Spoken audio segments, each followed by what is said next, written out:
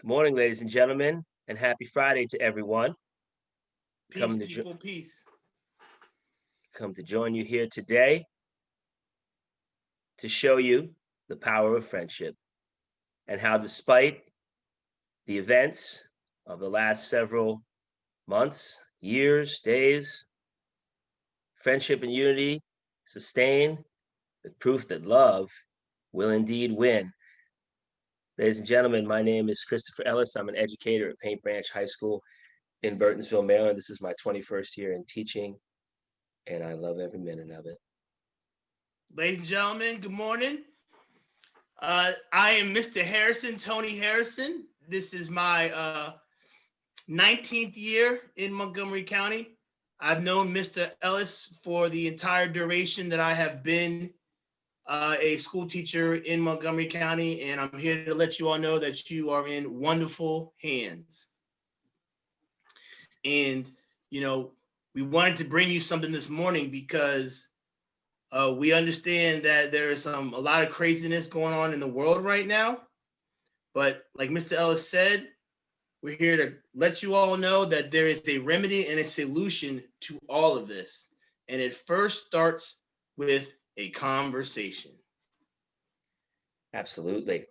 And I think when we see all of this misconception that people have about each other's culture, race, and norms, we have so many outlets that allow us to have those prejudices and those ignorance that we don't know. But one of the amazing things about our connection and friendship is that we are unbelievably open and honest with each other, probably more than we are with a lot of the people in our lives.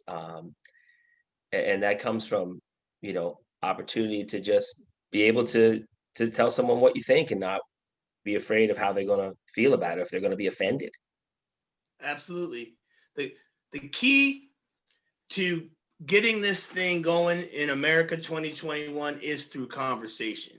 Okay. And whether or not you all realize it or not, you've been very fortunate because Mr. Ellis wants to hear from you. He wants to invite you to have an opinion about things that trust us.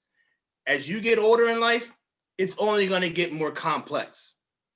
Okay, like this is really probably the most simple it's going to be. We kind of seeing the trajectory of things right now, and it's causing some people to worry, but truthfully, we all have our ways of dealing with this. And I know, like Mr. Ellis, like I didn't have my TV on 2 days ago.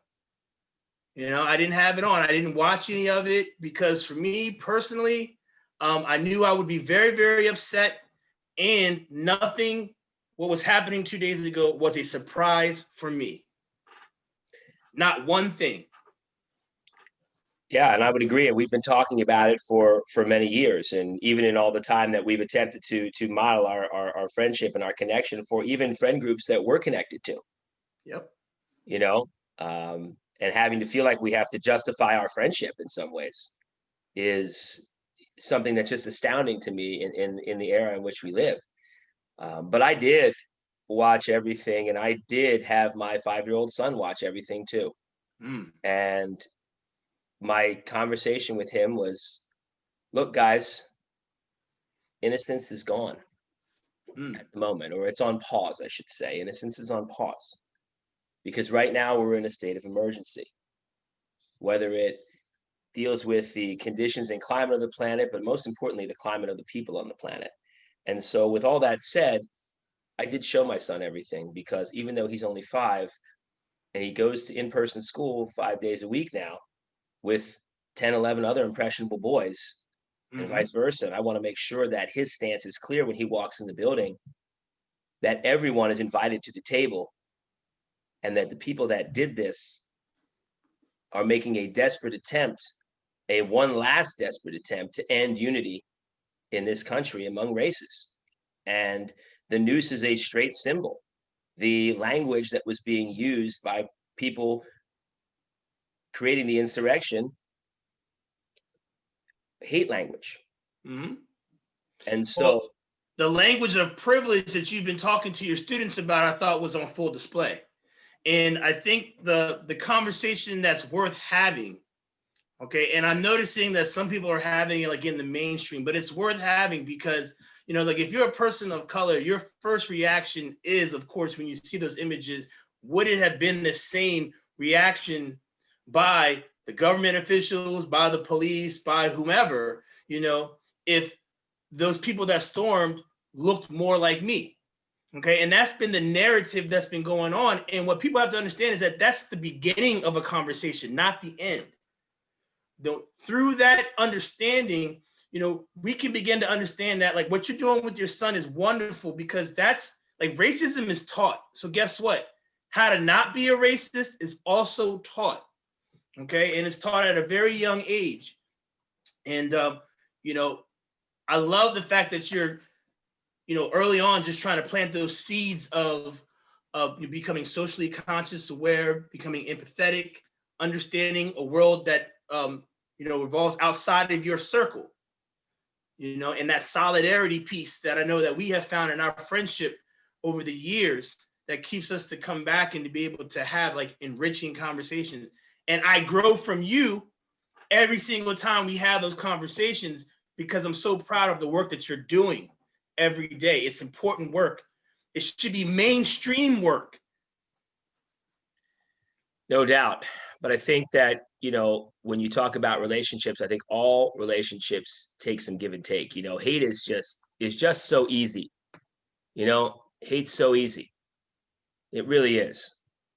It's easy to hate someone. You don't have to require thinking. It doesn't even require anything but just an outburst of emotions. But love is so different. Love requires you to be understanding. Love requires you to accept the flaws of others. And I think even, you know, in our friendship, in bumps in the road that have happened, it's been because, you know, we failed to remember the core principle of our friendship, which is that, you know, we shouldn't be judging each other. We should be supporting each other and helping each other through it. Tough love and advice is different than you know, a situation where, you know, you can't say that because you're frustrated with someone that, you know, you're not continuing your clear communication. Because I think that's something that we all have to remember that, you know, you should never, with people that you're close with, you should never go to bed mad, so to speak, or frustrated with them. You should always close the day and clear the day. Uh, and so I think that's something that we've always done a really good job of too, as friends. Is, you know, even if we've had a disagreement on something, you know, we found a way to clear the day before we moved on. Because, again, if everyone took that philosophy, I don't think we'd have the carryover of these ignorances, of these biases day after day. But I also think that education is key to that. Absolutely. Absolutely. Yep.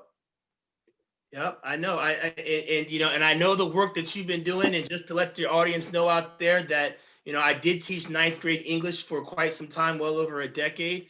And I did personally reach a point in my career where I decided that I was no longer going to teach Of Mice and Men, and I was going to no longer teach To Kill a Mockingbird, because I felt like that those books, albeit wonderful writing, okay, but what are they doing to push the conversation forward, you know, about disadvantaged or disenfranchised people?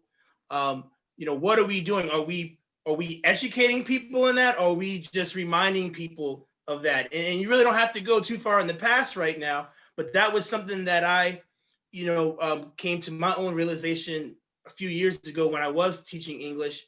But I know that a lot of teachers, they still teach those books, and they do it just because, you know, maybe they don't have that same connection to crooks like I had when I read Of Mice and Men. And it's like, oh yeah, his name is Crooks, his back is bent, and he gets to live with the horses.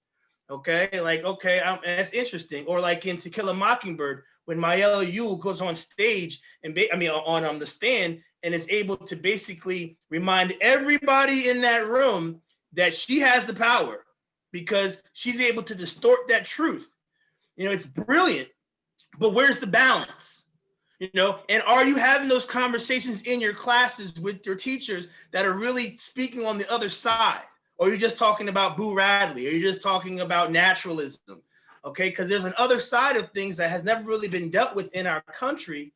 And you can see that if it doesn't get dealt with, it doesn't mean any, I mean, it's still going to be there. It doesn't just go away. You can't just put it under a rug. Or, I mean, you know, there are people in this country that are hurt by things that have gone on, and we have disagreements about those things, and that's fine. Let's have a conversation about it.